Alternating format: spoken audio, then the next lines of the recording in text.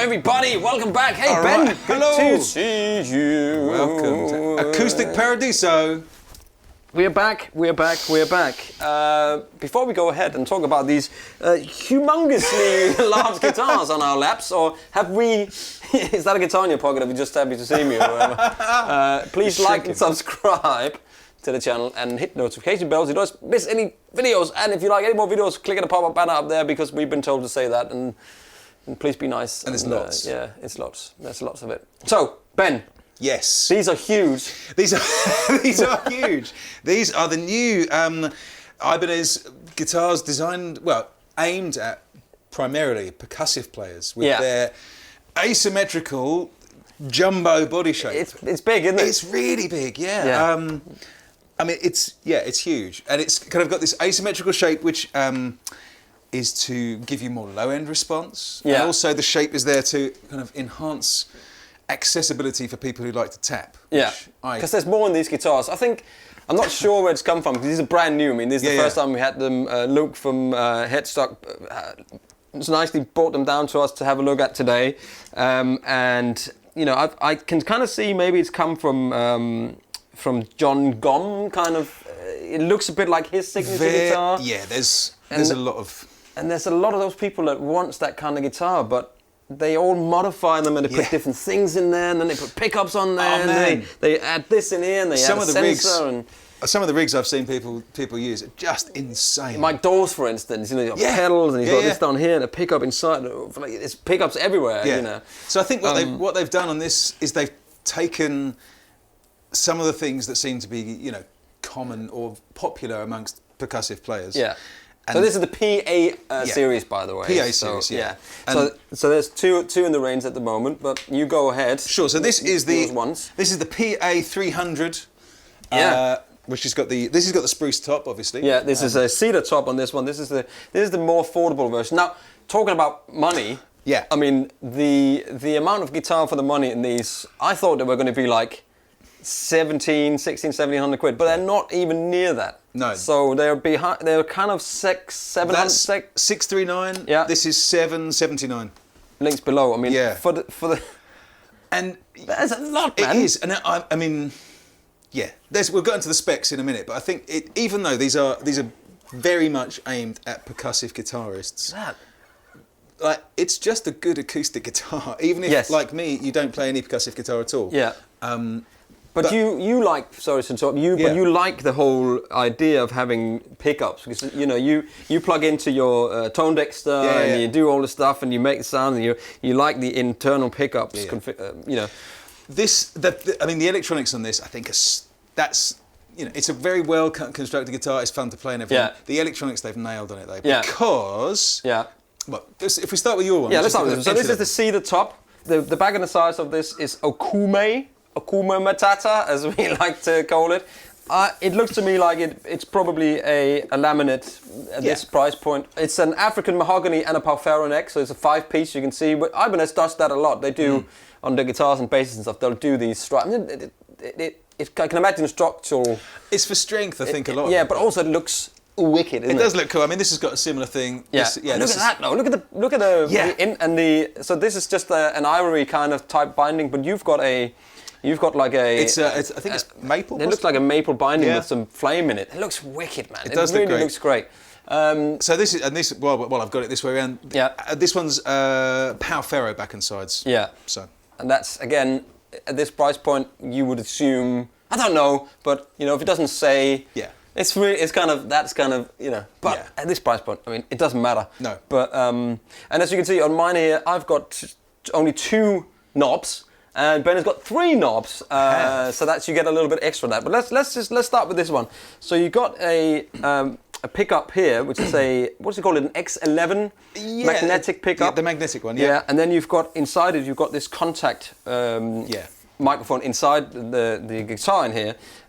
It's got a newly developed bracing inside as well. We'll throw a little picture on the screen now. XM bracing. XM bracing. Yeah. I mean, it's a big guitar, so it needs. I think the bracing on this one particularly, these models, is designed to give you a really tight low end. Yeah. But also when you for thumping it, and also for thumping it, open tunes. That thing. Yeah, and the percussive stuff, Yeah. so that you've got kind of different tonal areas to hit the top.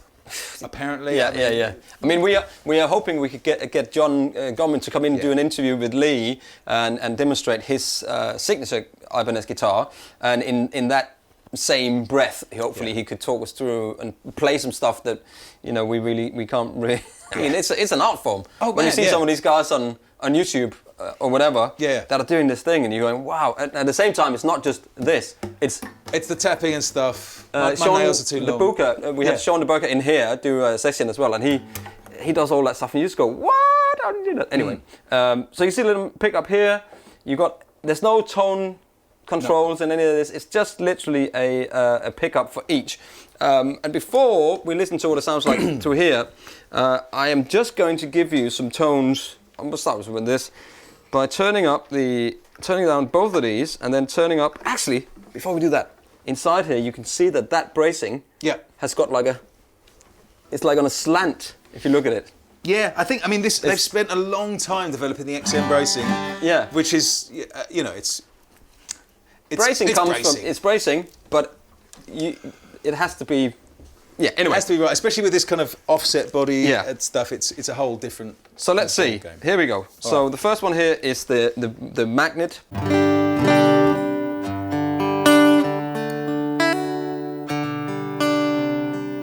That's a good sound. That's a great sound. It's going DI into a T-Rex Soulmate that I used for looping there in the beginning, but.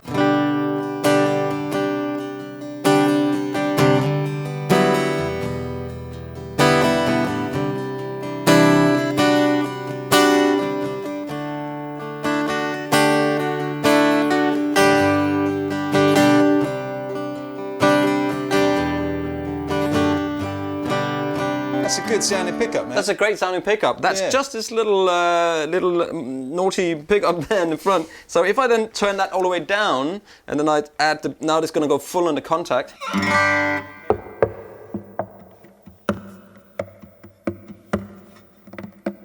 I can't do all that stuff, but just here, so.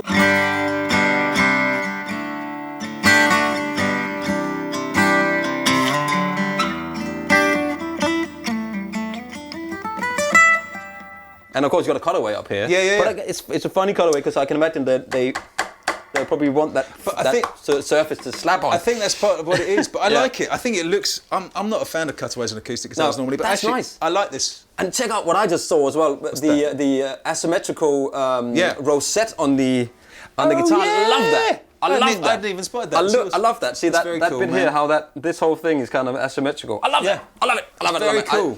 That looks wicked. Anyway, so if I then put in the magnet pickup all the way, and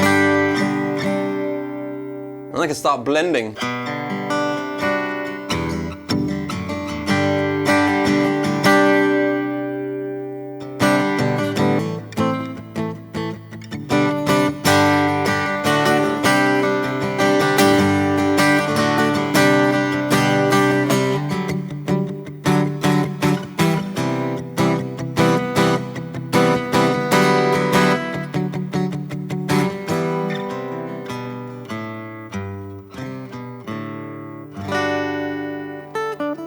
Anyway, I'm gonna keep playing this. It's just a good sounding It's a great sounding acoustic guitar block straight in.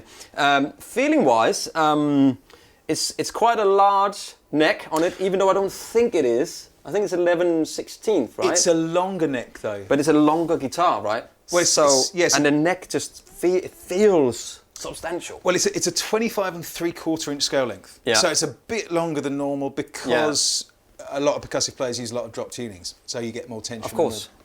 So But the neck is nice and slim. Yeah. But it's not fat. But also it feels really nice, man. You know, I mean, it feels nice. You know, it's. I guess you have to come and play it to feel what it It's what it is. It's like a relatively kind of wider nut width, but I think that's because... Is it though? Because I thought it was an 11/16. Let's just check that. Oh. So it's 45 mils. So I would, you know, millimeters being Danish, it's millimeters, centimeters, meters, kilometers an hour, and liters. So it makes sense. Makes sense. But so it could be like, I think it's 1.77 inches, which I think is 1 3/4. Hey. But it feels it's comfortable. a little bit, it's comfortable. Yeah. So, and that's what we got to from all of that yammering on. Okay, let me turn it down really quick and let's have a listen to, because the cedar top is quite different, isn't it? So let's just have a listen with the KM 184 from Neumann.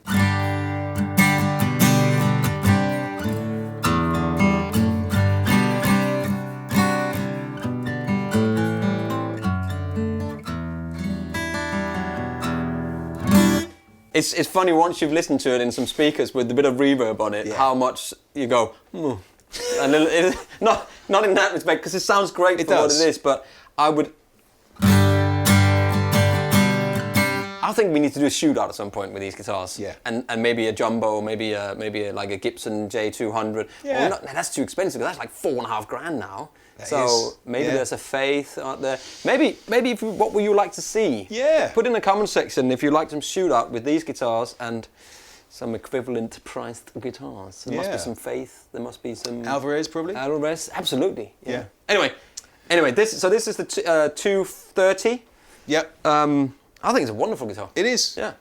Cool. Go so on. This is the one. Okay, this is the 300. This is the PA 300. It has got a German Sitka spruce top, a power ferro back and sides. It's still got the same 5-piece mahogany and power ferro neck. The main kind of obvious difference in the electronics is that this has got an extra pickup. Yeah. So whereas that has the magnetic pickup here and the contact pickup, this also has, I think they call it the T-bar undersaddle pickup. So like a Piaggio, pistachio pickup. It's got a pistachio bridge. Bone bridge as well, bone saddle, bone nut. But yeah, so this has got the extra pickup under here, which is why it's got 3 volume controls on top. Still no tone control. And I think this is part of the design of it. They've really geared this towards the people who are going to be playing it, because the percussive players that I know and I've seen play, they generally have huge boards. Like huge Mike pedals. Dawes. Like with reverbs, just everything. Loops, all sorts octaves, the whole lot. Yeah. So generally, all the kind of tone controls is taken care of there. So all you've got here is 3 level controls. But I think what we didn't talk about on there, but is common to both of these, is the dual output. Oh yes, that's correct. So you have got dual outputs here. When you're using just the M-pin jack like this, as I am at the moment, I've got control over my 3 pickups here. So I'll go over the 3 pickups. Blends it all into the one output. So here is my magnetic pickup. Let's turn this amp up a little bit so you can hear it. You're running through the Udo... The Udo DC75. So...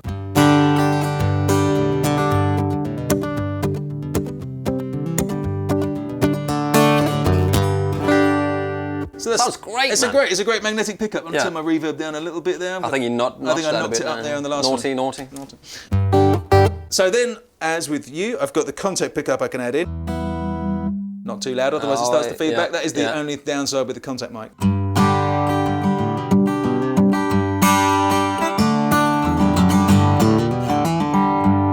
It sounds really natural already. Yeah. But then I can add in the undersaddle too.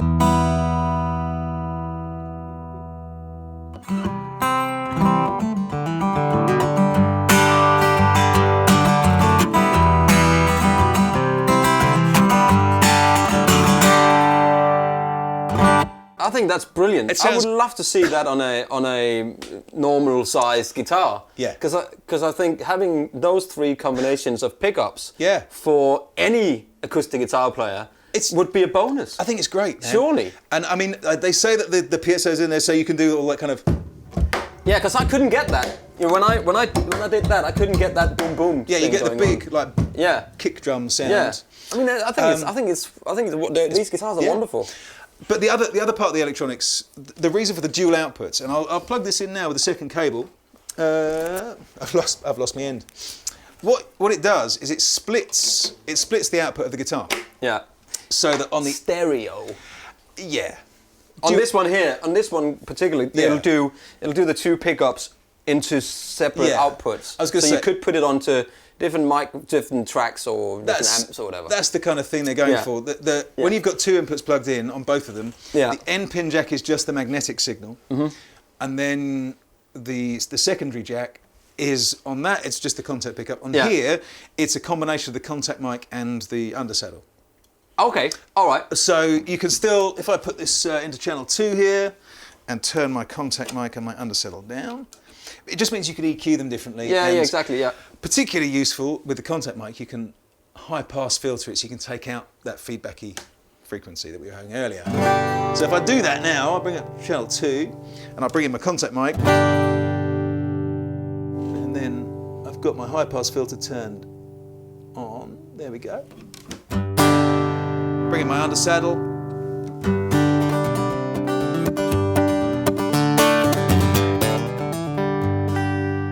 I mean, it's just a great pickup system. That's what I'm saying. It's like it would be super on any acoustic guitar. Yeah. So, I'm sure. Ibanez, if you're watching this, can you please maybe look into putting this on? Ibanez at the moment are bringing stuff out all the time. Yeah. They do a premium line of guitars as well. They're coming out. I saw on the website, which are 1,600 quid, 1,700 quid, which is like unicorns apparently. I was like, can I have one of those for video? Because I want to compare them to I think they're more aimed at sort of a Taylor type guitar market maybe, because they've got the cutaway and all that sort of stuff, and I think there was 2 different shapes, like a Dreadnought and a Grand Auditorium type thing. So I think when we do get them eventually, we should compare them to a bit more modern guitar, you know, not your Martin D28. That's not what they're going for. They're going for that modern thing that you can travel with, where it's made a little bit more for all sorts of environments. You know, that's right. Yeah. The aesthetics on that one I really like. I'm looking at the neck as well, so to just jump in ahead. It's got a white sort of binding on it. Yeah. On top of the fretboard. I love that. Yeah, they both got jumbo frets as well. Yeah. So they're nice. So there's a little white line that goes up. I love that. All the way down the side. Yeah. It's and up on the headstock as well. On the headstock, it's got this little white line around the binding sort of thing. It's cool, guitars. And they've both got these top-loading bridges, so you don't need to worry with bridge pins or anything. I didn't actually play this one straight into the microphone, which I should do. You should do, and before you do that, I'm just going to show you as well that for that money, it comes with this amazing gig bag, which is, that's a proper case, man. Proper case, just in case you need a case. So that's cool. Comes with that. So you can go gigging and slapping. Yeah, slapping and tapping. But let's hear that. Okay, so let me kill my my amplifier here. So this is what this sounds like in the room.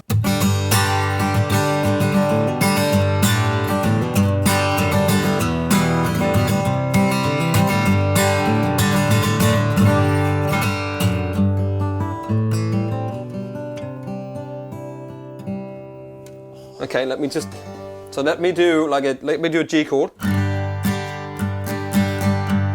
You take over.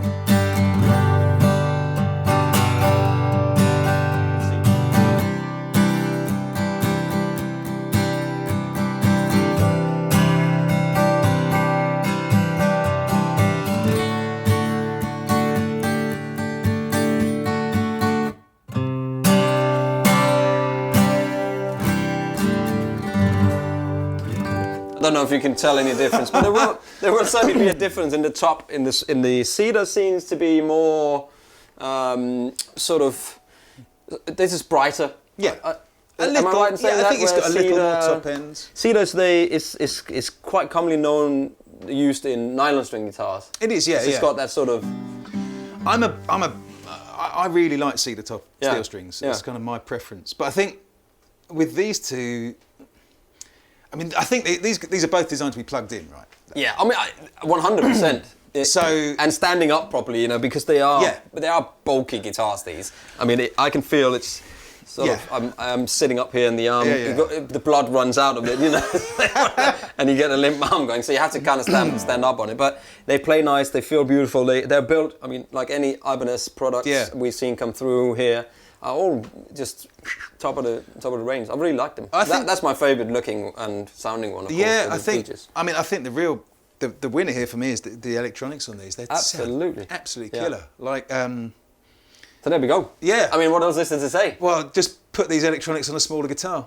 Well, yeah. Not that this is a bad guitar. I'm just being selfish. Yeah, now. but if you want something that instead of, if you are looking for something that, and the John Gum signature is like $3,000 or $2,000, yeah, it's a lot really more. expensive. Yeah.